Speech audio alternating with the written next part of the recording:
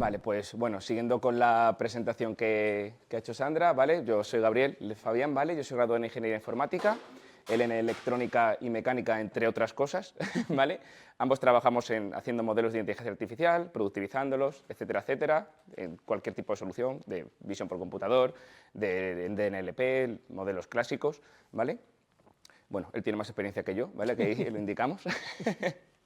Y bueno, vamos a empezar. Lo primero, ¿por qué estamos aquí? ¿Cuál es el objetivo del seminario?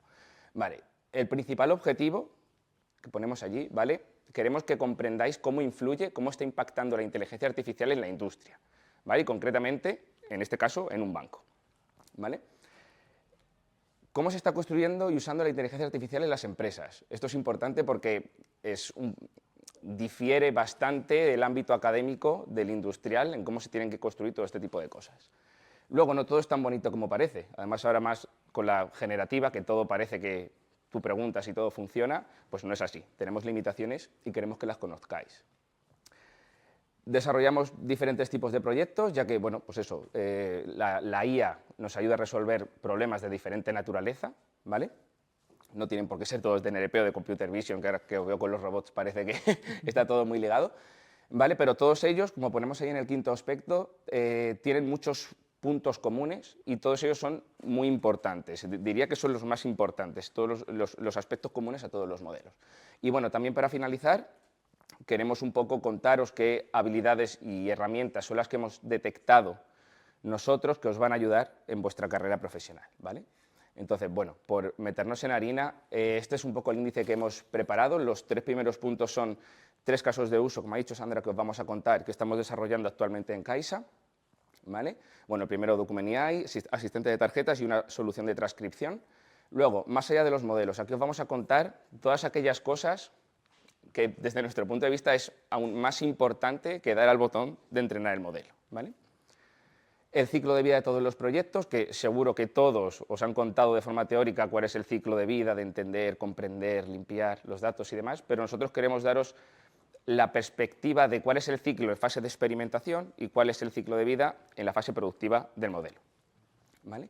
Luego, lo que os he dicho antes, unos consejos prácticos de qué herramientas son útiles que conozcáis para vuestro desarrollo profesional y para finalizar, pues las preguntas que tengáis. Vale, empezamos con el primer proyecto, Document AI. ¿Qué es Document AI? Quizá os suena por el stack de Document AI que tiene Google Cloud Platform, pero bueno, Document AI, como ahí ponemos, es un conjunto de soluciones basadas en inteligencia artificial que permite leer, entender y procesar documentos de forma automatizada. Vale, resumiendo, Document AI nos permite extraer la información relevante de los documentos. Eso es con lo que tenéis que quedar. ¿Cómo hacemos esto? Bueno, como ponemos ahí, es un conjunto de soluciones, no es solo una cosa. Aquí os ponemos las 4 soluciones principales que engloban Document AI. Luego hay más soluciones aledañas que ayudan a estas, pero estas son las principales. La primera de todas, clasificación documental. La clasificación documental consiste, como ahí ponemos, en categorizar cada una de las páginas de un documento. Puede ser cada una de las páginas o puede ser todas las páginas del documento, incluso podría llegar a ser todos los documentos de un dossier, ¿vale? Básicamente es saber a qué clase corresponde cada unidad documental, ¿vale? Y en ese ejemplo se ve muy bien. Por ejemplo, nos llega un PDF que tiene 8 páginas, ¿vale? De esas 8 páginas tenemos que las 2 primeras son de tipo nómina, las 2 siguientes de tipo IVA, las 2 siguientes de tipo DNI y las 2 siguientes de tipo IVA, ¿vale? O sea, el concepto es este, venga lo que te venga, tienes que saber reconocer a qué categoría corresponde cada una de las páginas para luego poder hacer con esas páginas lo que sea. ¿Cómo se puede hacer esta clasificación? ¿A partir de qué información podemos clasificar páginas o documentos? Ya os digo. Pues puede ser a nivel visual, es decir, a partir del layout de la imagen podemos clasificar de una forma u otra. También podemos hacerlo a partir del texto, ¿vale? O podemos hacerlo a partir de los dos. O sea, podemos tener un input, otro, o el uno o el otro, o los dos, ¿vale? Es decir, el modelo es capaz de aprender en base a diferentes inputs, lo que tú le pases y tal y como prepares el modelo, para categorizar. Os pongo un ejemplo cuando una cosa tiene sentido y cuando no. Por ejemplo, un layout de una nómina es muy claro. Una nómina es un aspecto tabular, que tiene arriba información tal, luego números, y un DNI tiene igual un aspecto muy claro. Entonces, una clasificación de esos dos tipos de documentos a nivel visual sería muy sencilla. Ahora bien, imaginaros que tenemos un documento notarial, ¿vale? Podemos tener una escritura de una casa o podemos tener, no sé, un poder notarial de otro tipo. Pues ahí el layout es prácticamente el mismo, ¿vale? Tendríamos que irnos a una solución textual, ¿vale?, a partir del texto para poder clasificar estas páginas. Siguiente tipo de solución, la detección de entidades. Vale, aquí en lo que consiste detectar entidades es, dado una página o dado un conjunto de páginas, tenemos que ser capaces, el modelo tiene que ser capaz de detectar y extraer dónde está la información relevante que queremos, en este caso, por el caso de uso que corresponda. Por ejemplo, tenemos una nómina. Vale, de la nómina queremos detectar cuál es el DNI de la persona que trabaja, el número de afiliación a la seguridad social y el importe neto. Pues este modelo tiene que ser capaz de detectar de las dos páginas que son de tipo nómina dónde está esa información y extraerla, ¿vale? Al igual que pasa con una declaración de IVA, con un DNI, si quiero saber cuál es el nombre de la persona, el número de soporte, cualquier cosa, en eso consiste la detección de entidades. Detectar exactamente dónde está esa información y extraerla. Luego, la agrupación de páginas. Si veis en el caso de arriba, están las nóminas, IVA, DNI e IVA. Puede ser que esas 4 páginas de IVA correspondan a la misma unidad documental, pero el usuario, por el motivo que sea, lo ha mandado de forma desordenada, ¿vale? Entonces, ese modelo tiene que ser capaz de, como pone ahí, reunir y agrupar todas las páginas que correspondan a la misma categoría documental, ¿vale? Y luego, por último, el OCR, que conocemos todo el mundo, que pues eso, convertir las imágenes a texto para luego hacer con ese texto lo que se requiera, entregar un modelo de clasificación, extraer el texto cuando detectamos las entidades, lo que sea. Vale, ahora se va a ver muy bien, porque hemos puesto unos ejemplos, por supuesto, espécimens y todo súper anonimizado, ¿vale?, donde se ve cómo funciona todo esto. A nosotros nos llegaría una imagen tal que así, ¿vale?, a la solución de Document AI. Entonces, el modelo lo primero que tiene que ser capaz es de detectar y recortar dónde está el DNI en la imagen, ¿vale?, que sería aquella imagen de allí. Y luego, aunque esto también se puede hacer todo en un solo paso, detectar la información que se quiere extraer, ¿vale? Una vez que ya sabemos que es un DNI, pues decimos, vale, ahora quiero extraer o he entrenado un modelo para extraer toda esta información. En base a lo que tú etiquetes previamente, el modelo va a extraer unos campos u otros. En este caso, se ha entrenado para detectar todas estas cosas. Y no solamente tiene por qué ser perdón, información, un dato concreto. También se puede detectar la firma, se puede detectar la imagen, porque luego se quiere comparar esa imagen con el vídeo que me ha pasado para contrastar si la persona es la que me ha pasado el DNI o no, ¿vale? Otro ejemplo, una nómina, ¿vale? Más de lo mismo. Tenemos una nómina, queremos detectar X campos, ¿vale? Pues se etiquetan todos los documentos que no tienen por qué seguir el mismo layout. Hay nóminas que pueden ser así, nóminas que pueden tener la información aquí arriba y todo esto de forma tabular aquí a la derecha. O sea, el modelo es capaz de detectar campos en diferentes layouts, ¿vale? Y bueno, y este último caso de aquí es un certificado de defunción, ¿vale? Y bueno, aquí el modelo, todos estos son ejemplos reales, estos los hemos pasado por modelos nuestros y aquí ha extraído la fecha de defunción de la persona y el DNI, ¿vale? Entonces, ahora lo importante es cómo impacta Document AI en un banco, ¿vale? Esto está todo muy bien, somos capaces de clasificar, de extraer información, vale, pero ahora, ¿esto cómo afecta? Vale, lo primero de todo, esto es automatización documental. Entonces, al automatizar, estamos reduciendo el tiempo, ¿vale?, en procesar documentos. ¿Esto qué implica? Vamos a acelerar procesos bancarios.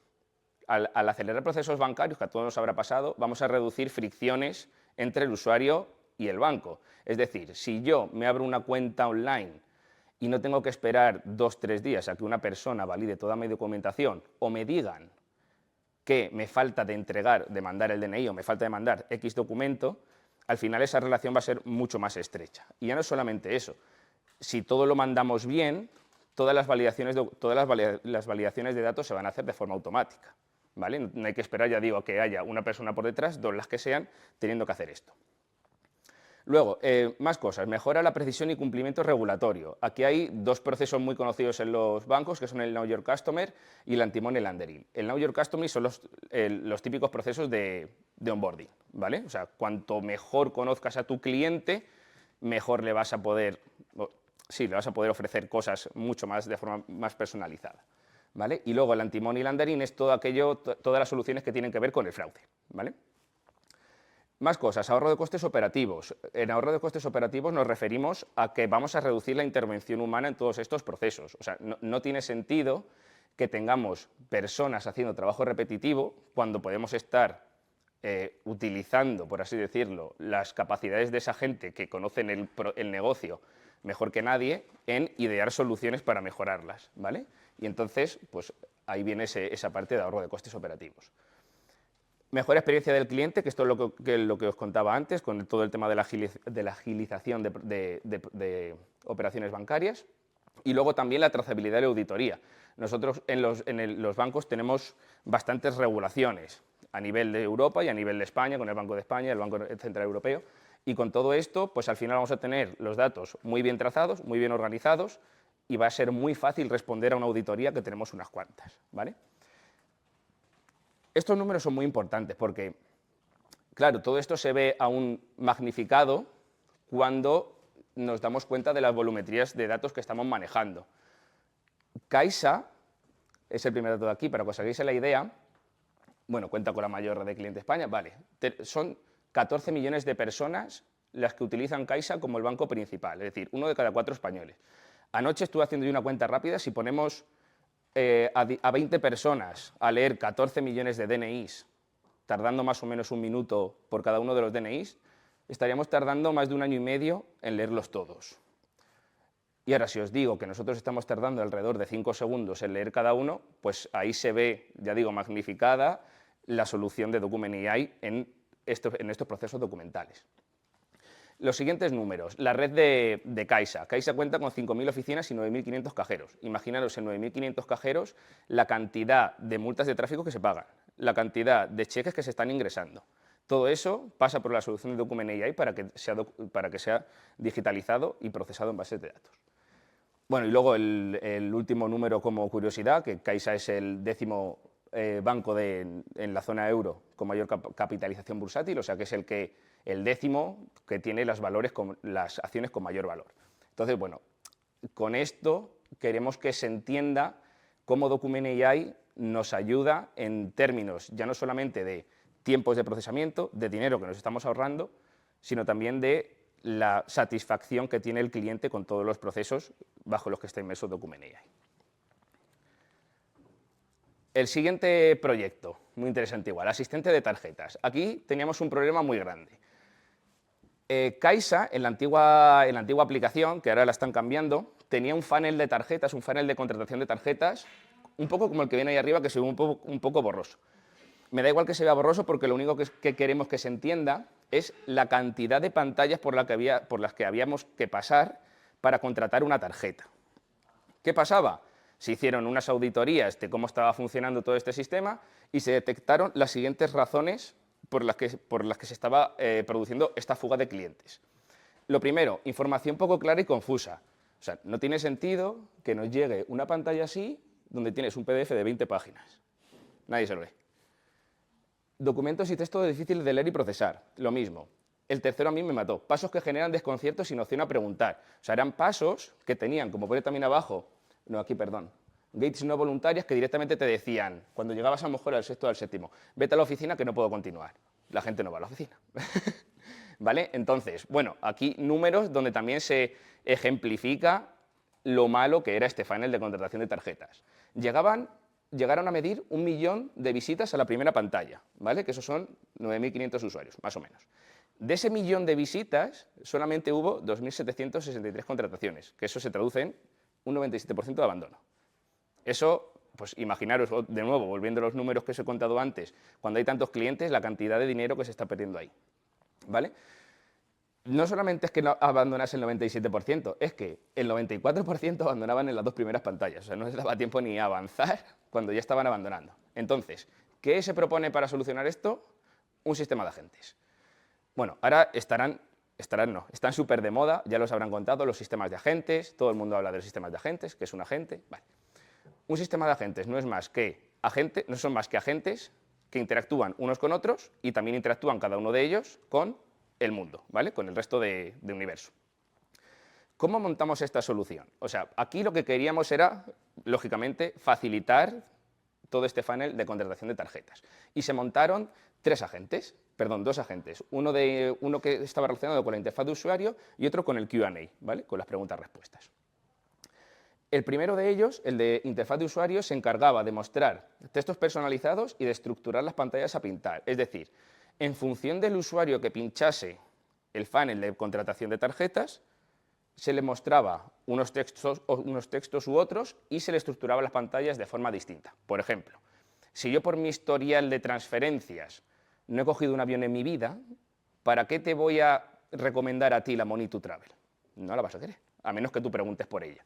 Pues esta era un poco la funcionalidad de este agente. Y luego el otro agente, el de Q&A, va relacionado pues, justo con esto otro. Se encargaba de recomendar productos, de comparar unos con otros y de resolver preguntas sobre tarjetas. Que es un poco esto, si a mí no me enseñas información de la Money to Travel, pero yo sé que existe una tarjeta que tiene facilidad para contratar seguros de cancelación, para todo este tipo de cosas, pues te voy a preguntar sobre ella y este agente es el que se encargaba de hacer esto. Entonces, este sistema de agentes es, pues eso, esa comunicación de todos con el mundo, el que se encargaba de mostrar la información que de verdad quería ver el usuario. Vamos a enseñar un ejemplo, a ver si no nos falla la demo. Primero va a seguir aquel vídeo, ¿vale? Cuando la gente entraba al funnel de contratación de tarjetas, esto es real time, ¿eh? Va a tardar un pelín. Vale, aquí salen todas las tarjetas que en ese momento fueron cargadas, es una demo, ¿eh? Esto estaba en pre, estaban cargadas en ese momento, entonces nosotros vamos a querer solicitar información de la Visa débito, ¿vale? Aquí es que no lo voy a poder parar porque necesito ese, pero esta información ya era una información personalizada para el usuario que le había salido, pero además, como tiene dudas, pincha en el botón de resolver dudas y puede interactuar con el agente, ¿vale? Un poco lo que os he contado, pues una mini demo, ¿vale? A ver, ¿cuál era la pregunta que salía? Ah, sí, ¿cuántos días tarda en llegar a casa la tarjeta? Creo que eran 10 días, el usuario se queda contento y contrata. ¿Y de internet cuántos eran? Alguno.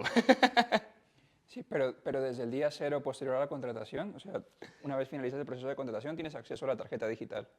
Sí. Pero la idea es de que hay dos maneras, el chatbot que dice la verdad y luego tienes el chatbot que dice lo que quiere oír el cliente. Ah, vale. No, esa era la verdad. Dice la verdad. Vale, Claro, claro. ahí la importancia. Claro.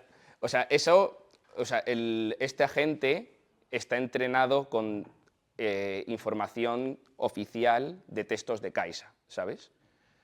Fue entrenado también con conversaciones y demás para saber responder, pero la información de la que él parte para responder las preguntas son informaciones oficiales de Caixa. O sea que esto cualquiera, tú abres un PDF de Caixa y te lo va a poner, lo que pasa que así es más fácil.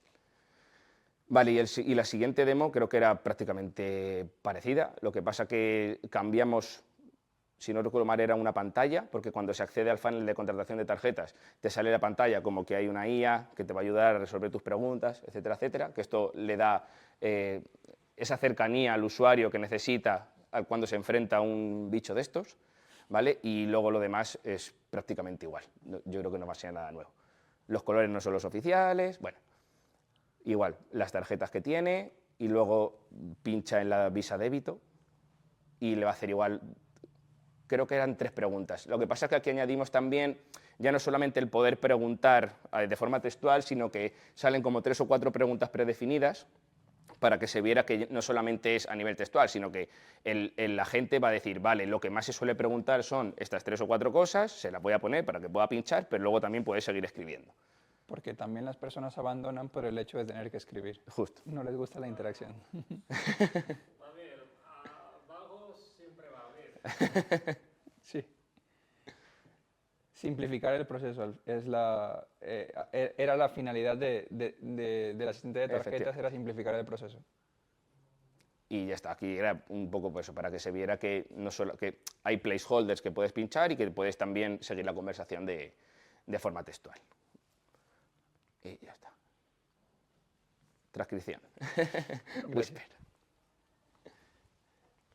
Vale. Solución de transcripción. Creo que dentro de la banca, otro creo que otro pain point para el usuario es la llamada a un call center. O sea, llamar a un call center y a día de hoy sigue siendo algo que es insufrible. Es algo complejo, algo tedioso y que por lo general no salimos satisfechos. En una encuesta de satisfacción que realizaron el año pasado, la satisfacción es, bueno, en una escala de 0 a 100 es del 6%, es decir, la gente está muy insatisfecha llamar al call center de Caixa. ¿Qué se plantea como, bueno, qué es necesario para mejorar esa satisfacción? Pues, lo he dicho, acelerar el proceso, simplificar el proceso. Pero antes de eso, saber o identificar dentro de esa interacción con el call center dónde está la insatisfacción del usuario. Analizar las conversaciones que tienen con los agentes y para analizar esas conversaciones, ¿qué necesitamos? Pues realizar un proceso de transcripción. ¿Qué es transcripción? Pues no es más que pasar del audio al texto, pero de pasar del audio al texto hay unas ciertas fases. ¿Sí funciona el puntero? Bueno, no pasa nada. Pero con la claridad. Sí, no se ve, ¿verdad? Que no se ve. Bueno, vale, pues no pasa nada. Hay ciertas fases. Bueno, en este caso lo hemos plasmado en 6 fases. La primera es que los audios que se recogen no se recogen con la misma, no se recogen a la misma frecuencia, no comparten las mismas características de input. Por lo tanto, hay un proceso de estandarización o normalización. Entonces, ajuste de frecuencia en la adquisición de la muestra. Segunda fase, eso también es muy importante. Si queremos identificar o poder limpiar del proceso de transcripción momentos donde no hay conversaciones, no es trivial el identificar qué se está hablando, qué no se está hablando, poder identificar el ruido de fondo de lo que realmente es la voz. Entonces viene la fase 2, que es la detección de la activación de la voz, o sea, saber cuándo dentro de una transcripción realmente se está hablando. Luego, en la tercera parte, también he mezclado un poco, pero aquí está la parte de la separación de las pistas de las pistas de audio y de otros sonidos. Algo que es muy importante en los procesos de transcripción es poder tipificar lo que es voz de lo que es el resto de sonidos ambiente. Y esto es, como lo he dicho, esto es crucial en pensar que la finalidad es, a partir del audio, generar una transcripción, generar texto de alta calidad que luego podamos explotar, que luego podamos analizar sentimientos, poder hacer detección de intenciones, hacer un topic discovery, es decir, poder analizarlo, sacarle valor a una fuente de datos distinta, como es el caso del audio. Y ya llegamos al punto 4, que es la transcripción en sí. Y aquí haré una pequeña pausa. No sé si alguno de vosotros, ChatGPT, creo que todos lo hemos usado y hemos escuchado de OpenAI como empresa. Pues Whisper fue el primer modelo open source lanzado por OpenAI. Bueno, quizás dejando de lado GPT-2, ¿vale? Que también fue open source, pero no se le atribuye del todo a OpenAI, pero Whisper fue el primer modelo open source de alta calidad pensado para transcripción.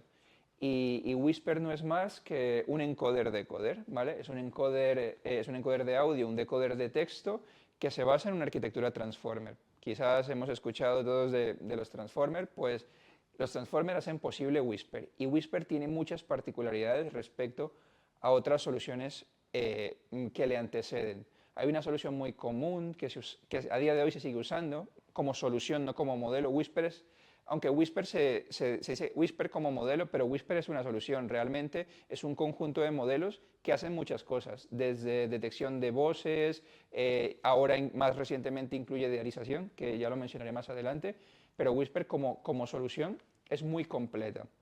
Y además, como comentaba hace un momento, soluciones que preceden a Whisper hay muchas.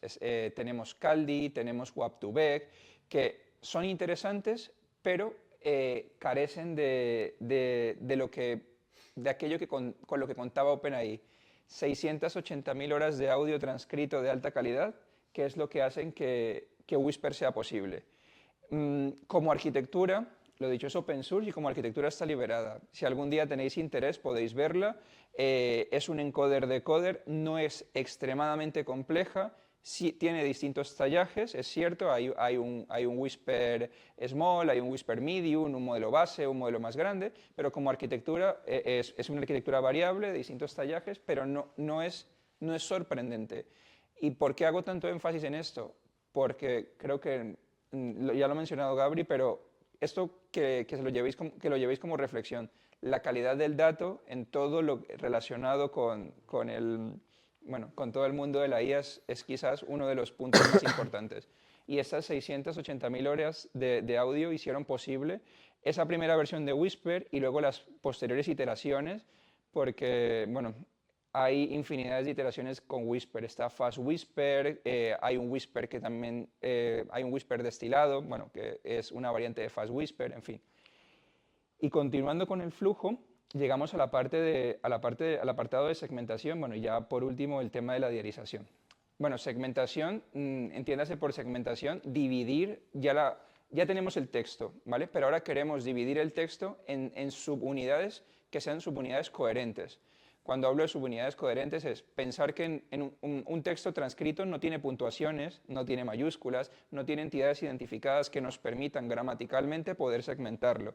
Entonces, un modelo de segmentación se basa en el contexto, ¿vale? Son modelos de segmentación que están entrenados basados en el contexto, que aprenden a saber cuándo existe el final de una sentencia, de una frase, y el inicio de otra. ¿Qué permite esto? Pues darle coherencia gramatical, porque muchas veces un punto o una coma pueden cambiar ligeramente el concepto de una sentencia, de una frase, y por ende es una fase bastante importante. Los modelos que precedían a Whisper carecían principalmente de capacidades de segmentación y la última fase, que es la diarización. La diarización es la diferenciación de quién es el speaker en ese momento, es decir, quién es en nuestro caso el agente y el cliente, pero no es más que saber temporalmente quién está hablando en cada momento y por ende poder atribuir las partes de las transcripciones que corresponden a cada una de estas personas. Y con todos estos insights, al final tú tienes una transcripción alineada temporalmente con el audio, dividida en las sentencias correspondientes, alineada también con cada uno de los speakers y por ende pues puedes realizar procesos de análisis. ¿Qué era lo que necesitábamos nosotros realizar en nuestra solución de transcripción? Como solución, no solo hacer la transcripción, sino analizar sentimiento, es decir, cuando llamáis a un call center, el asistente va a tipificar la llamada, dirá si es una llamada para dar de baja un producto, una llamada para reportar un robo, en fin, la va a tipificar. Lo primero es contrastar si la tipificación de la llamada es correcta respecto a ese funnel de posibles tipificaciones que tienen los agentes o bueno, quien te contesta la llamada en un call center. Lo segundo, saber si se ha cumplido con la solicitud del usuario. Eso también es muy importante porque es muy intrínseco con la satisfacción. Y ya por último, un análisis del sentimiento entiéndase, de manera más general. Es decir, si el asesor, o el agente o el asistente utiliza palabras malsonantes o que están fuera de contexto o tiene referencias que están sexualizadas, que todo eso ahora está muy vigilado y tiene sentido. Y tiene sentido que lo esté, que uses palabras malsonantes o que sexualices una conversación, pues es importante a priori poder identificar todo esto. ¿Y cómo identificamos todo esto? Como una detección de intenciones dentro de las propias transcripciones y bueno, y como un análisis de sentimiento en general. Y con todo esto, lo dicho, lo que buscábamos era mejorar esa insatisfacción que tiene el usuario al llamar a un call center. Lo hemos conseguido. Seguimos trabajando. No es fácil el proceso, principalmente porque, como dije, la clave de Whisper son esas 680.000 horas de audio anotados. Anotar el audio es muy costoso porque literalmente una persona tiene que escucharlo y anotar instante a instante porque tiene que estar alineado temporalmente la transcripción con lo que está diciendo. O sea, todo lo que os he indicado que tiene que hacer la solución de transcripción tiene que estar anotado por una persona. Y no se anota, no solo lo anota una persona, sino a efectos de evitar sesgo lo anotan 3 personas. Entonces es un proceso arduo y costoso. Pero bueno, por eso digo, seguimos trabajando en el proceso de la solución de transcripción. Bueno, más allá de los modelos, vale, esto consideramos que es bastante importante, y es que pensar que cuando estéis trabajando, cuando estéis en una empresa, y si tenéis el rol de Data Scientist, es decir, si vuestra finalidad es desarrollar un modelo, pensar que no solo entrenáis un modelo, estáis desarrollando una solución que va a adaptarse a cumplir o a solventar una necesidad dentro de la empresa en la que trabajéis, y esa solución tiene que cumplir con ciertos aspectos, ¿vale? Lo principal es que vuestro modelo tiene que productizarse, es decir, tiene que estar funcional, expuesto. Bien puede ser una API, bien puede ser bueno, una API que llamáis bueno, o bien la llamáis de forma periódica o funciona en real time, en fin. Puede ser una ejecución en batch, en fin. De distintas formas hacéis el serving de vuestros modelos. Pero lo que quiero mencionar con esto es que vuestro modelo se tiene que productizar. Y como se tiene que productizar, tenéis que tener en cuenta muchas cosas. Tenéis que tener en cuenta en dónde se va a productizar. Entonces, aunque no sea o no estéis enfocados en el rol de yo tengo que definir la infraestructura, saber trasladar que mi modelo necesita estos recursos para funcionar dentro de la infraestructura que esté disponible en vuestra empresa, y los recursos que necesita para funcionar son, pues necesito GPU porque es un modelo, no sé, es un SLM, es un LLM, lo que sea, o es un modelo que sea. ¿Vale? Que entendáis los conceptos que van asociados al hardware de lo que se requiere para pues, usar los modelos que desarrolláis. ¿Vale? He dado un poco saltos, pero ya volveré al tema de los datos, lo he mencionado antes. Y luego, cuando tenéis claros esos conceptos, con esto lo que quiero decir es que vuestro conocimiento tiene que ser más trascendental que solo conocer un modelo, cómo funciona un modelo, saberlo usar, sino tenéis que, porque bueno, hablo de nuestro rol como científicos de datos, tenemos que interactuar con otros roles, con software developers, machine learning engineers, con arquitectos, con personas de infra. Entonces, tenemos que saber comunicarnos. Entonces, con esto lo que quiero decir es que tenéis que tener conocimientos muy transversales de todo lo relacionado con la IA. No solo el tema de modelos, porque pensar que desarrolláis soluciones que incluyen IA. Y vuelvo al tema de los datos. Lo más importante quizás en un modelo, o sea, a día de hoy, crear una arquitectura desde cero no es muy complejo, en el sentido de estamos apoyados por grandes modelos de lenguaje que tienen mucho más conocimiento del que nosotros podemos recoger, y de muchas áreas. Entonces, incluso pueden mezclar conocimientos de otras áreas. Por lo tanto, crear una arquitectura de red neuronal desde cero es relativamente sencillo, apoyándonos en la IA, evidentemente. Pero ¿qué va a ser diferencial? O sea, ¿qué va a ser que los modelos que desarrollemos y que luego producticemos en el hardware que seleccionemos, qué los va a ser diferenciales? Los datos. Ese proceso de análisis de datos, ese famoso EDA que tanto se habla de, hay que hacer un proceso de análisis, de exploración de los datos, de exploración de datos y análisis de los datos que están asociados al caso de uso en el cual vamos a trabajar. Es importante que identifiquéis si existen sesgos en los datos, si los datos de base tienen características que en un problema de clasificación que los hacen técnicamente diferenciables, porque como comentaba Gabri, si tenéis un modelo de clasificación basado en imagen y el layout de todas vuestras categorías es el mismo, pues quizás esto no es posible. Entonces también es importante con esto saber trasladar a esferas superiores de, oye, no puedo hacer un modelo de clasificación basado en imágenes porque todas las categorías se parecen. O sea, no podemos hacer magia, aunque a muchas veces lo que hacemos parece magia, pero no podemos hacerlo. Entonces eso es importante en el proceso de EDA. También, bueno, lo he dicho, identificar sesgo y algo que a día de hoy no hemos mencionado, que es la gobernanza. Pensar que el gobierno, tanto de los datos como de los modelos desarrollados, es vital, sobre todo en la industria en la que trabajamos. ¿Por qué? Porque necesitamos tener una trazabilidad desde los datos que usamos para generar nuestros modelos, luego necesitamos tener una trazabilidad de el versionado de estos modelos, porque al final, pensar, no entrenáis una versión, podéis entrenar, pues, no lo sé, 10, 20 versiones para dar por fin solución a un caso de uso. Entonces es importante tener un gobierno tanto de los datos que habéis usado para generar esos modelos como de las métricas que están asociadas a los modelos.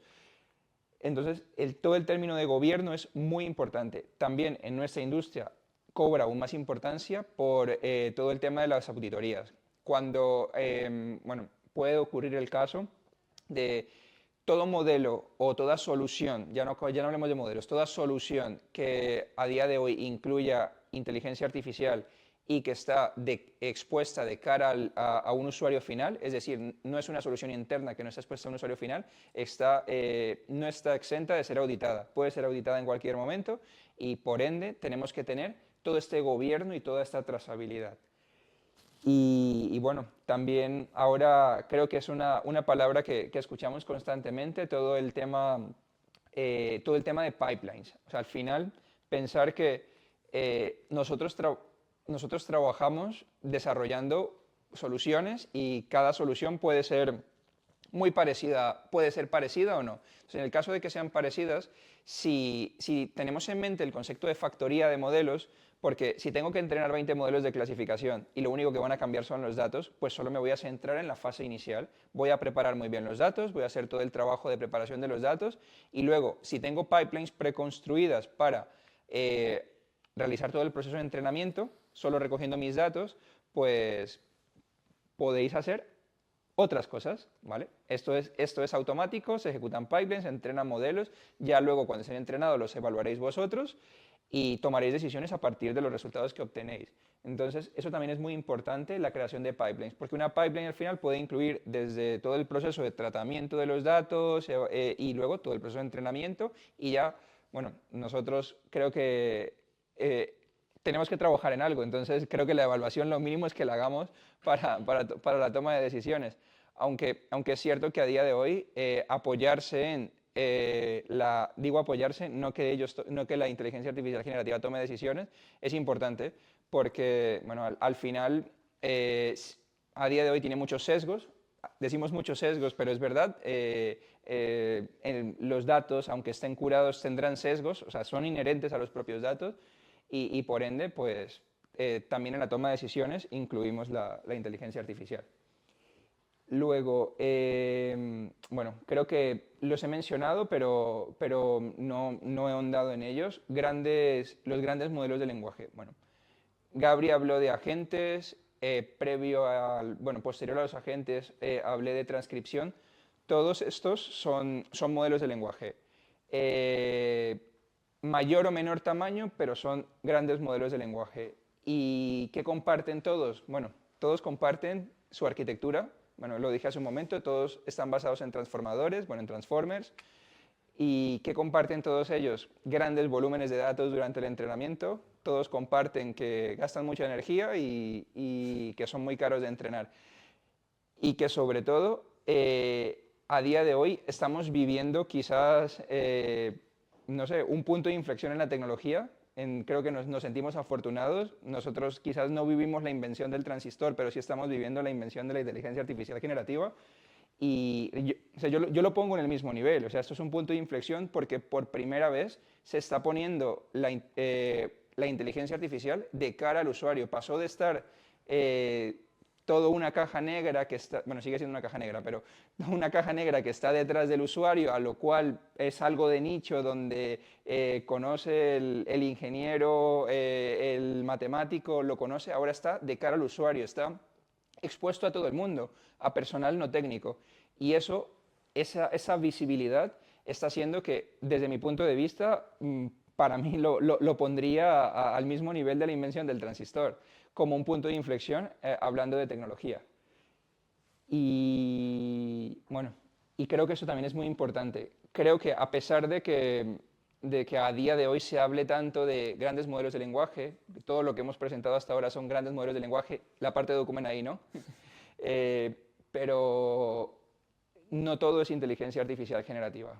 Bueno, Gabri, no hemos ahondado en la arquitectura, pero todo lo que se ha montado a día de hoy para Document AI está basado en, bueno, diría que gran parte es o arquitectura que hemos diseñado nosotros, que es muy eficiente computacionalmente y que no está basada en grandes modelos de lenguaje, por varias razones. Porque la banca va un poco por detrás de otras áreas de otras industrias en tema de hardware. Bueno, sí. Recuerdo bien, más de la mayoría de nuestro código sigue siendo Cobalt. Bueno, quizás ahora Ya hay proyectos de migración ya hay proyectos del de, ya COBOL a tenemos Java. proyectos de migración. Pero pocos para hacer. Quedan pocos programadores de COBOL. Sí. Si alguno sabe Y de programar en PL1. COBOL, pagan muy bien. Aprender COBOL es difícil. Bueno, lo que comentábamos, que no todo pueden, bueno, no todo pueden ser grandes modelos de lenguaje y es muy importante que los grandes modelos de lenguaje creo que vienen acompañados de un problema, que a usuarios técnicos también les están separando de lo que representa todo un proceso de capacitación de un modelo. ¿A qué me refiero con eso? En muchos casos es innecesario la preparación de datos, en muchos casos es innecesario el conocimiento profundo a nivel matemático de cómo funciona una red neuronal, cómo funciona una función de activación. O sea, a día de hoy, y esto esto como dato curioso, en lo que va de año he hecho 42 entrevistas. Entonces, de esas 42 entrevistas, a él le entrevisté. Lo fichamos porque nos cae bien, pero no, es broma. Y cada vez, o sea, el conocimiento profundo de cómo funcionan las cosas está cada vez menos presente. Y gran parte de esto yo lo atribuyo a lo fácil que es, mediante la inteligencia artificial generativa, desarrollar muchas cosas. Pero, afortunadamente, como lo he dicho, no todo es inteligencia artificial generativa. Si lo que tenéis que hacer es, si tenéis información tabular que podéis hacer un modelo predictivo, un modelo de propensión, no sé, un modelo de detección de fraude, un modelo de detección de outliers, esto es machine learning clásico. Es importante conocer este tipo de modelos, de modelos más clásicos, conocer ya no la usabilidad, pensar que cuanto más a bajo nivel conocéis las cosas, podéis trascender en decir, vale, quizás sí, no lo sé. Bueno, con un ejemplo un ejemplo que tuvimos. Teníamos un problema de desbalance de clases y queríamos resolverlo. No es trivial el resolver un problema de desbalance de clase cuando no tienes forma de obtener más datos. Pues, ¿y qué ocurre si de una forma diferente definimos una función de pérdida en la cual vamos a ya no solo penalizar las clases minoritarias, sino además de eso vamos a evitar que el modelo me genere valores de probabilidad que no estén escalados? Pues esto al final, pensar que no son más que multiplicaciones de matrices. Entonces, si si podéis, o sea, que no os dé miedo ir más allá en el sentido de, no os olvidéis de las bases, del fundamento matemático que tienen todas estas cosas. Yo no soy matemático, ¿vale? Soy ingeniero, pero creo que cada vez noto que esto es muy importante y lo dicho, lo dije en esas entrevistas que he hecho en lo que va de año, salvo 3 o 4 excepciones, Jorge entre ellas, que se nota un interés de profundizar en este mundo, en el mundo de la IA, que no olvidemos, lo he dicho, trabajamos con, o sea, al final, esto no es una caja negra, entonces podemos indagar en qué es lo que, numéricamente, qué es lo que nos ha llevado a tener los modelos que tenemos a día de hoy. A ver, caja negra sigue siendo, la única diferencia es que tú sabes los sectores de dentro, pero a ver, Sí. ¿tú te sabes todos los pesos de todas las neuronas en un modelo neuronal? A ver, bueno, cuando hablamos de los pesos, aquí ya andaríamos en temas, por ejemplo, de explicabilidad. Con los grandes modelos de lenguaje es una línea completamente abierta. La explicabilidad porque se desconoce, o sea, pensar que los modelos generativos no son más de un conjunto de tokens, de un conjunto posible de tokens a generar, elegir los de mayor probabilidad. Eso sería una simplificación. Pero lo que ocurre dentro de, o sea, cómo es el proceso de activación neuronal en el espacio latente del modelo, eso sigue siendo una caja negra y algo que Tampoco es que quieras saber mucho. bueno, quizás, no lo sé, porque Quizás, pero no vale la pena para lo que da, así que al final te quedas intentando hacer que sea más eficiente el resto de cosas. Y eso lo dejas que vaya sola, excepto cuando va mal, que ahí ya es cuando tú tienes que hacer más cosas tú. Pero, mira, Fabián sé que es ingeniero industrial, bueno, de la rama industrial, yo también. Y a mí me pasa una cosa con estas cosas. Son cajas negras, mucha gente lo quiere llamar así, pero no es del todo cierto. Hay partes que no terminamos de entender al completo. O sea, bueno, no puedes explicar por qué se ha comportado así el modelo, pero eso pasa en otras ramas y no lo llamamos caja negra. Yo he estudiado fluidos y fluidodinámica y hay 1000 experimentos que tú por experimentación sabes cuánto se comporta un fluido rozando un material. Y no lo llamamos que no sabemos por qué un avión vuela o cuál es el coeficiente. Simplemente lo hemos obtenido por experimentación. Y con los modelos pasa un poco lo mismo. Sabemos que funcionan, sabemos que están ahí y hay partes que tenemos más dudas. Pero eso no implica que sean cajas negras. Hay partes que no podemos explicar al 100%, pero otras muchas sí que las podemos explicar. Hay modelos más complejos que no, pero hay otros cuantos que si sabes escogerlos y tu objetivo es explicar el comportamiento, sí puedes hacerlo. Al final, lo que tú dices, pero es más el término que se usa con la industria, la gente lo usa bastante. Por ejemplo, el fluido dinámico, eso no lo llamas caja negra, pero lo vas a llamar data experimental. No, lo llamas simplemente irte a una hoja y machear Sí, con otra tabla. exacto. Y tú te subes a un avión. Exacto, data experimental y allá acaba la cosa. Claro, lo que te quiero decir es que es muy peligroso utilizar esto porque hace que nuestra industria, en cierta medida, no sea menos respetada, pero que la gente se lo tome como con muchas comillas, de oye, ¿y por qué? Y entonces, las palabras hay que escogerlas con cuidado porque es verdad que a lo mejor no sabemos por qué exactamente en eso se así, pero sí que sabemos explicar muchas veces la mayoría de modelos. Básicamente lo que podemos explicar, si caja negra, como has dicho, no es muy interesante al final, antes de haber sido llamada caja negra, ha sido básicamente el variable desconocido de todo lo que ha pasado en el entrenamiento o el variable de influencia del entrenamiento, que eso es lo que más que nada lo que antes se llamaba. Después se fue a caja negra ya con los modelos grandes, si recuerdo bien, porque, bueno, en el paper de AlexNet, por ejemplo, así es como se refería a eso. Después ya a partir de modelos grandes, creo que sí, con los modelos de vectogramas de Google, que ahí es ya cuando se empezó a llamar caja negra y se quedó plasmado. No es que esté insultando, no es que lo esté diciendo. No, si yo te Es el término que por alguna razón se usa y acaba la cosa. Sí, es el reto, joder, si Fabián ahora justo el otro día me preguntaba explicabilidad de modelos. Sí. Justo, ¿tú estabas trabajando justo en eso? Yo en eso sí he trabajado un tiempo y es muy difícil, ¿eh? O sea, es una rama. Yo prefiero no meterme. Yo lo leo superficialmente, salen papeles, me interesa el tema, lo leo, pero ahora de meterme allá conozco de que es muy complicado y tal vez no estoy directamente en la industria no me vale tanto la pena. Y ahora que estoy estudiando tampoco es que por ahora al menos no me sea tan interesante. Pero seguro que, por ejemplo, en banca te pueden pedir, oye, ¿por qué un modelo se comporta así, se comporta así? Imagínate que tiene su sesgo de género o de sexo.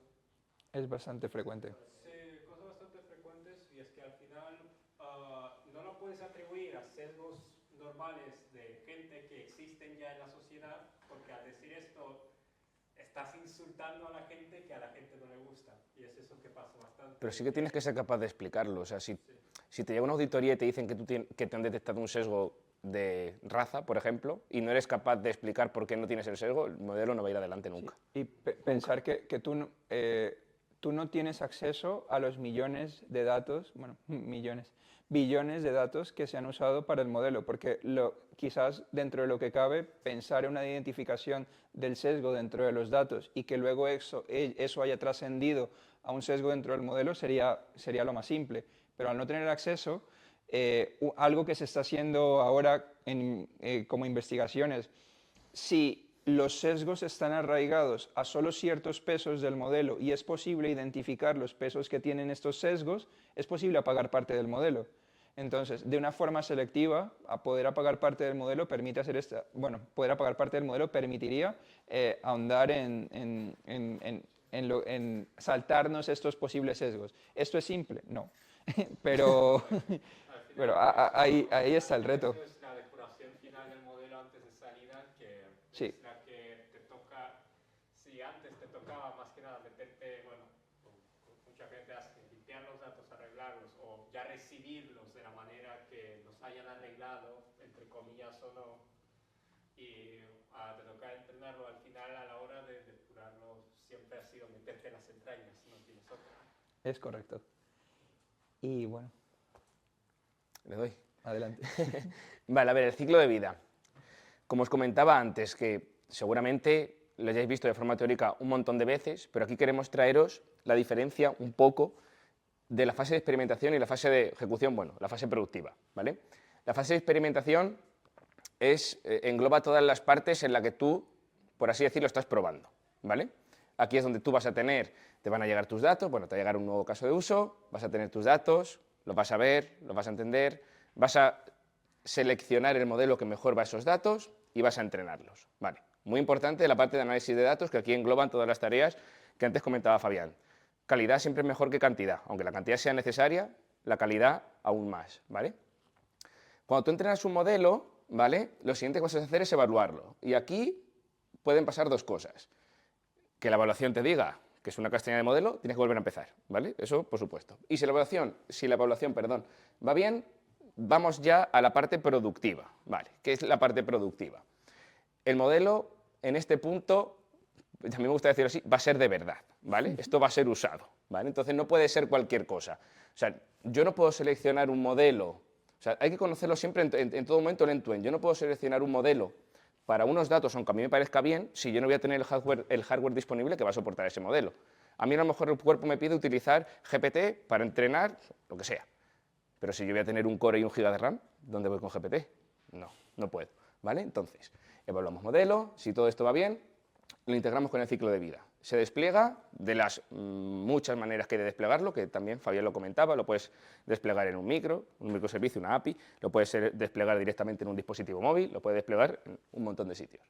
Despliegas, haces inferencia y esta parte es importantísima. Hay que monitorizar los resultados, ¿vale? Monitorizar los resultados porque podemos caer en un montón, bueno, como ha dicho Fabián de nuevo, los datos tienen muchos sesgos, los datos cambian a lo largo del tiempo. Si yo he preparado mi modelo para unos datos concretos y dentro de 6 meses esos datos van a cambiar, ese modelo se va a convertir en una mierda.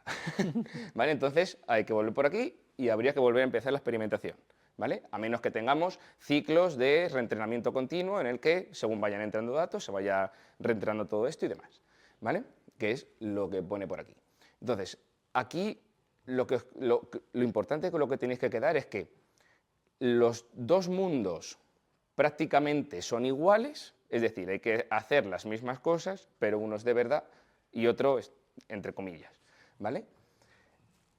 Pasa al siguiente, que yo creo que ya estaba. Consejos prácticos. ¿Verdad tú? Sí, la cuento yo. Me da igual. Bueno, creo que muchas de estos logos os sonará, Jupyter, Python. Por cierto, no os quedéis solo con Python. Ahora está muy de moda por los grandes modelos de lenguaje principalmente, pero hay implementaciones muy recientes de los grandes modelos de lenguaje usando Rust, donde hay una mejora entre un 30 y un 40% en reducción en los tiempos de inferencia, ¿vale? Pensar que es un lenguaje de programación con una curva de aprendizaje muy similar a la de Python, es decir, si sabéis Python aprendéis Rust en 2 días, estoy exagerando, pero lo aprendéis muy rápido, y además que luego la industria en la que estéis os lo va a agradecer. Está claro que si llegáis diciendo, pues es que vamos a hacerlo en Rust, ¿qué es eso? A muchos no les sonará, pero esa industria está evolucionando, la eficiencia es muy importante y bueno, el lenguaje de programación en el cual está construido hace parte del proceso de eficientar. Entornos de desarrollo, Jupyter, bueno, lo he dicho, Jupyter os sonará a todos, pero como Jupyter hay muchos. Jupyter no es más que un IDE de desarrollo basado en notebooks, quizás conocéis Colab, Colab es un Jupyter. Esto permite una experimentación ágil, donde, bueno, para algunos es amigable, para otros no, pero es muy académico también y también permite creo que una de las grandes ventajas de Python es que las herramientas de desarrollo asociadas al lenguaje de programación también son amigables. Entonces, bueno, Jupyter está claro que lo es.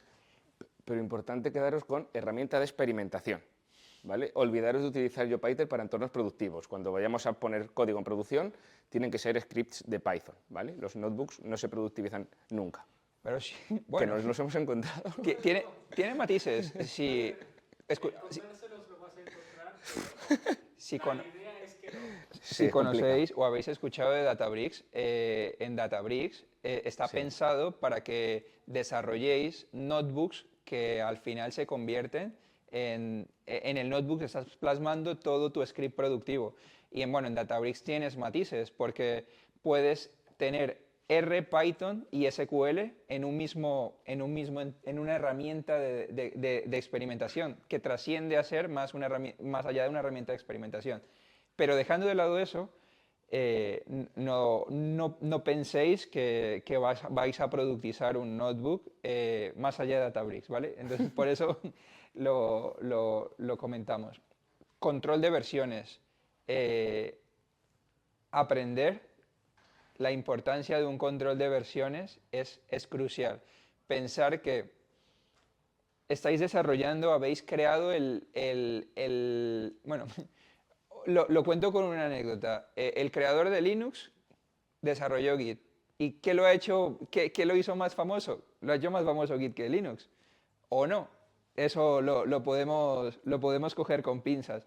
Pero él desarrolló Git como una respuesta a algo tan relevante como es perder toda la inversión de tiempo que ponéis en un desarrollo.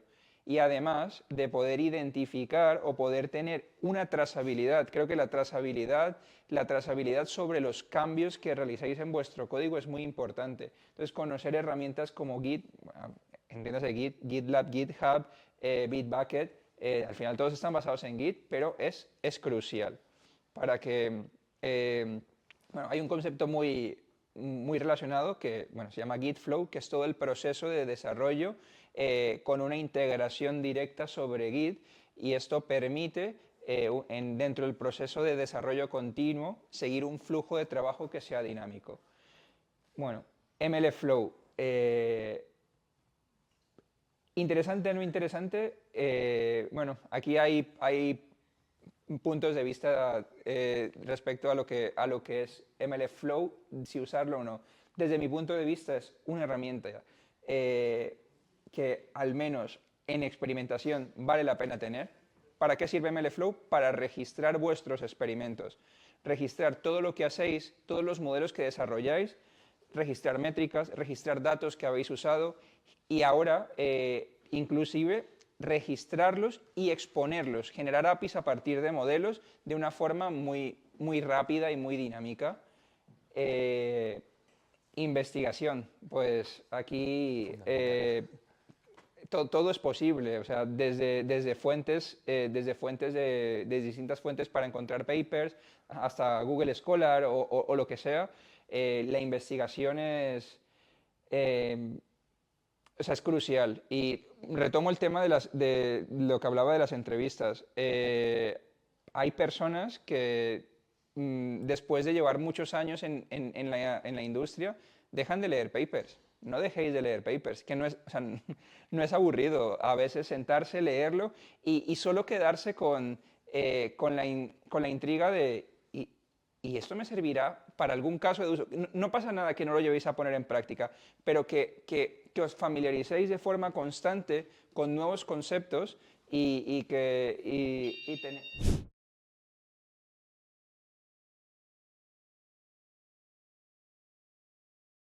No, esa es mi respuesta personal. ¿Qué normativa? O sea, ahora mismo... Muchísimo. No, o sea, creo que, bueno, lo primero es, quien regule la IA tiene que tener un conocimiento profundo De lo que es la de IA. lo que es la IA, de cómo funciona, entenderla y no podemos pretender que se tomen decisiones políticas sobre temas técnicos sin conocimiento de base. Y en gran medida eso lo estamos viviendo. Esa es mi opinión sincera y entonces por eso digo, ¿qué normativa? Que esto vaya a trascender, que vaya a cambiar, pues tiene que cambiar. Está claro que todo lo que tenga una afectación directa al usuario tiene que ir bueno, hay un concepto y una aplicación que se llaman guardarrieles, o sea, todos estos modelos deben tener ciertos guardarrieles y esto debe extrapolarse a todo el proceso regulatorio.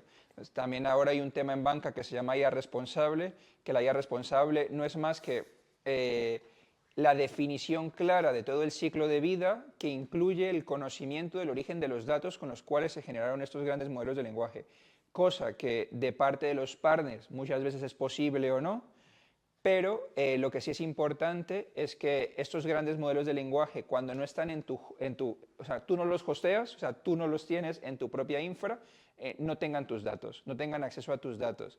Y esto de cara a que la normativa ahora mismo está en un punto en el que no está muy verde. Tiene que dar ciertas garantías que a día de hoy no están contempladas. O sea, básicamente te limita a usar LLMs europeos, porque ni Google te dice con qué datos lo ha entrenado, Meta se pone a silbar cuando le preguntas y Grok, vamos, ni... ¿para qué contar? Así es. Es cierto que, bueno, nosotros a día de hoy tenemos 12, bueno, 12 o 11, no lo recuerdo, casos productivos que usan grandes modelos de lenguaje. Usamos modelos de OpenAI, usamos ciertas versiones de OpenAI sobre las cuales Microsoft, bueno, usamos Azure OpenAI, sobre las cuales Microsoft nos garantiza ciertos aspectos que cumplen con la normativa, pero lo dicho, la normativa es cambiante, yo soy partidario de que tiene que tender a endurecerse para hacer más público todos esos aspectos que van tan relacionados con cómo se generaron estos modelos. O sea, creo que la labor de Meta en publicar y hacer open source sus modelos Llama es muy importante, pero, a ver, está claro, los datos los han recogido en Facebook. Llama no se puede usar, 4 no se puede usar en Europa. De momento no. De momento no, sí, pero los datos se han recogido en Facebook. ¿Con consentimiento o no? Pues probablemente no se han recogido con consentimiento. Entonces, esto ya es un punto de inflexión en los planteamientos actuales de la regulación. Por lo tanto, pues, repito lo que dije hace un momento, ¿qué regulación? Creo que a día de hoy tiene que evolucionar y, bueno, sobre todo con conocimiento. Nada. Antes estabas hablando de básicamente del modelo que estabas haciendo de reconocimiento de voz. Sí. Asumiendo que ya está implementando ¿cuál es el porcentaje de, vamos a decir, de casos en los cuales acierta la cantidad de personas hablando, acierta el humor de la persona y acierta con la palabra dicha? Con la palabra dicha que Vamos a quieres. decir de que una persona con un acento un poquito más raro Ujú. va a decir una palabra, la cual, Vale. por ejemplo, la IA la va a pillar como otra y va a conllevar a casos no deseados de miscalcular lo que tenía en mente la persona. Si ya está empleada, asumiendo, o si tenéis números de asunción, las asunciones que habéis tenido, Sí. ¿qué le daríais el porcentaje de esto? Vale. Bueno, soluciones de mercado bueno, creo que lo comenté, Caldi o Web2Vec, que son comúnmente usadas, suelen tener las medidas que se usan, bueno, la métrica que se usa para medir la calidad de una transcripción. Bueno, pueden ser diversas, pero se suele usar el WER, el SER o el BLEU. BLEU más orientada a la parte de cambio entre idiomas, o sea, de pasar de un idioma a otro, pero centrémonos en el where y el ser, que es al final cuántos caracteres o cuántas palabras respecto a tu target difieren. Suelen estar en un where o en un ser en torno a un 35%, tiene un 35% de error. Nuestra solución actual, que no es más que es un transfer learning sobre Fast Whisper, está en torno a un 16% de error en transcripción. A día de hoy, y muy recientemente, hicimos un cambio en la fase, en el complemento de diarización, porque, lo dicho, la solución de transcripción, que es Whisper, ya nos ofrece la capacidad de diferenciar entre speakers, pero no nos ofrecía la calidad esperada. Entonces, estamos utilizando una solución de diarización que ofrece NVIDIA, que está bajo un framework que se llama NeMo, y hemos notado una diferencia sorprendente en relación con la identificación de la transcripción. Aquí la métrica es algo diferente, porque al final esto es una tipificación binaria, es correctamente identificado o no correctamente identificado el speaker, y estábamos en torno a un 53%, si no recuerdo más, de precisión, y creo que ahora estaríamos en torno a un 70 y poco por ciento de precisión de la identificación del speaker correcto. Entonces, ¿podemos mejorar?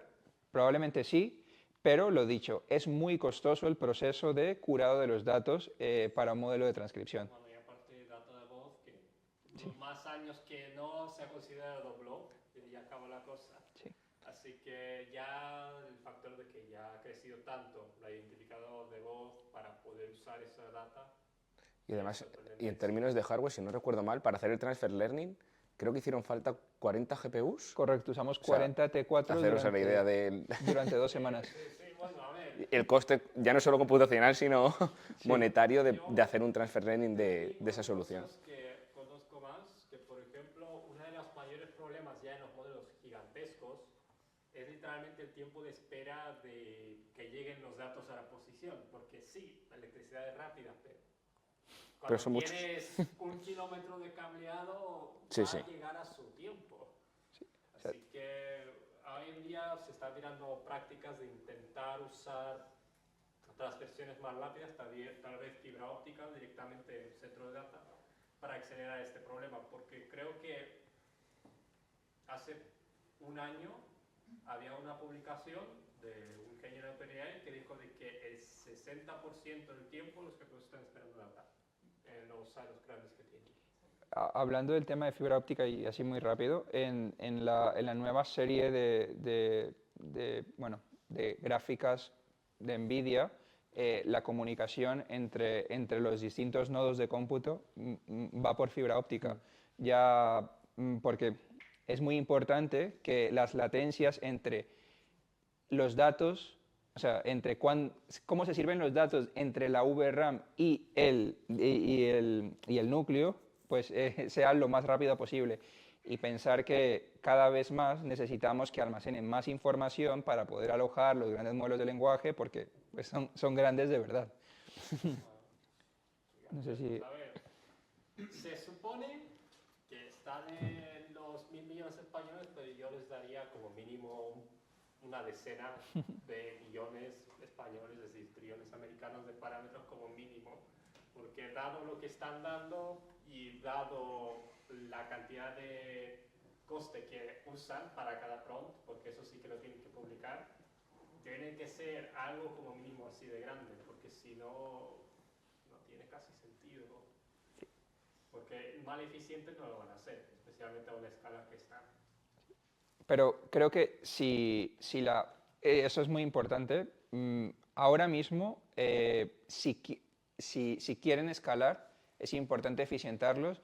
Y bueno, si os llama la atención, leer un paper, ya tiene unos cuantos meses, pero ahora se le está dando mucho revuelo, que se llama BitNet, que básicamente es una cuantización de estos grandes modelos de lenguaje, pero no es una cuantización post-entrenamiento, sino es una cuantización durante el entrenamiento, donde se representan los pesos ya no como flotantes, sino como valores de 3 estados, como un 0, un -1 y un 1, lo cual pensar que está simplificando en un orden de magnitud enorme en lo que ocupa un modelo de lenguaje. Entonces, es un paper bastante interesante, es de Microsoft y no sé, recuerdo bien que se publicó, creo, bueno, no recuerdo bien, en noviembre del año pasado, no se le dio mucha trascendencia, y recientemente, la semana pasada, se liberaron los pesos del primer LLM entrenado con la estrategia de BitNet. Es de 2 billones de parámetros y está basado en Llama, en la primera iteración de Llama, así que es bastante interesante. Bueno, sabiendo cuánto procesamiento podemos hacer actualmente paralelo, es lógico que intentar quitar la cantidad de cada proceso a intentar multiplicar la cantidad de procesos para llegar a la eficiencia, pero Correcto. bastante interesante eso. No sé si alguien tiene alguna otra pregunta. Pues muchas gracias. Gracias.